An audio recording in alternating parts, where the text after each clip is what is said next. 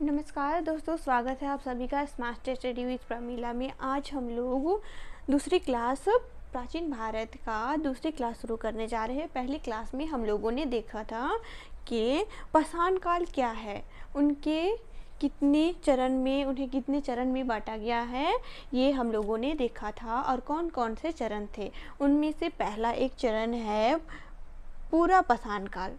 3 चरण देखा था। पहला था पूरा पाषाण काल, और दूसरा था मध्य पाषाण काल, और तीसरा था नव पाषाण काल। उनमें से आज हम लोग एक देखेंगे पूरा पाषाण काल। और पिछले वीडियो में हम लोगों ने हल्का परिचय किया था, मतलब थोड़ा थोड़ा ऊपर ऊपर देखा था। आज हम लोगों ने पूरा पाषाण काल के बारे में डिटेल से जानेंगे। तो पूरा पाषाण काल वह चरण है जिनमें पूरा पाषाण काल के लोग 90%, यानी कि पाषाण काल के लोग 90% जीवन व्यतीत पूरा पाषाण काल में किया। खाद्य संग्रह और शिकारी के रूप में। पूरा पाषाण काल मानव इतिहास का वह सबसे लंबा चरण है। इसी समय मनुष्य पहली बार पत्थर का औजार बनाना और शिकार करके अपना जीवन यापन करना शुरू किया। इस कारण इसे ओल्ड स्टोन एज भी कहा जाता है। यानी कि यहाँ के लोग, पूरा पाषाण काल के लोग मनुष्य पहली बार पत्थर का औजार बनाना शुरू किया और शिकारी के रूप में जीवन व्यतीत करना शुरू किया। इसलिए इसे क्या कहा जाता है, ओल्ड स्टोन एज भी कहा जाता है।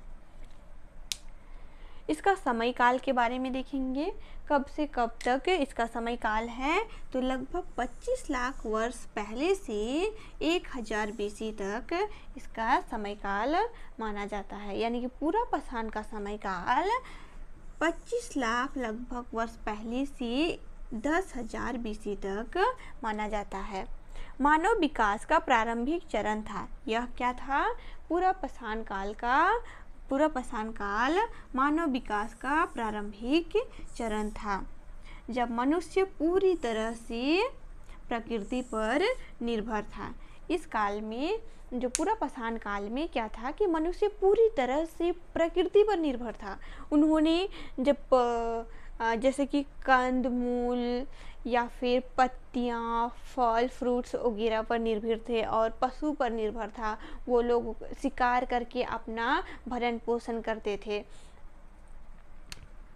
इस पूरा पाषाण काल को 3 चरणों में बांटा जाता है।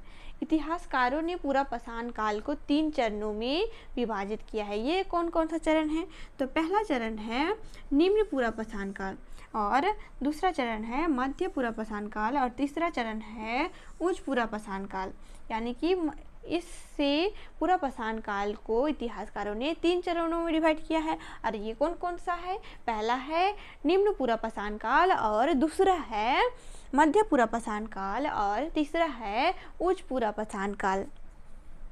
इन तीनों चरणों में धीरे धीरे मानव के औजार और जीवन शैली में सुधार हुए। ये तीनों चरणों में क्या हुआ, धीरे धीरे मानव के औजार और जीवन शैली में सुधार देखने को मिला। अब देखेंगे जीवन शैली, यानी कि पूरा पाषाण काल के लोग किस प्रकार जीवन व्यतीत करते थे। पूरा पाषाण काल में मनुष्य का जीवन बहुत कठिन था। ये मुख्य रूप से प्रकृति पर निर्भर था। इन्होंने अपने भोजन प्राप्त करने के लिए जानवरों का शिकार किया करते थे और कंदमूल, फल, फ्रूट्स वगैरह पर निर्भर था। एक मुख्य रूप से देखा जाए तो जीवन शैली इसका एक छोटी समाज के रूप में देखा जाता है। पूरा पाषाण काल का एक छोटी समाज के रूप में देखा जा सकता है, जिसे छोटी समुदाय भी कहा जाता है। पूरा पाषाण काल की मुख्य विशेषताएं, तो देखेंगे कि पूरा पाषाण काल के क्या क्या मुख्य विशेषताएं हैं। तो इस काल की मुख्य विशेषता है शिकार और खाद्य संग्रह करता।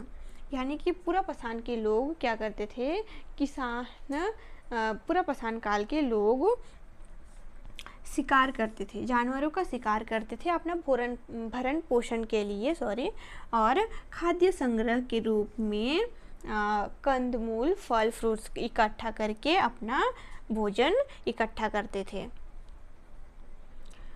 दूसरा महत्वपूर्ण और मुख्य विशेषताएं यह है कि पूरा पाषाण काल के लोग घुमंतु जीवन व्यतीत करते थे।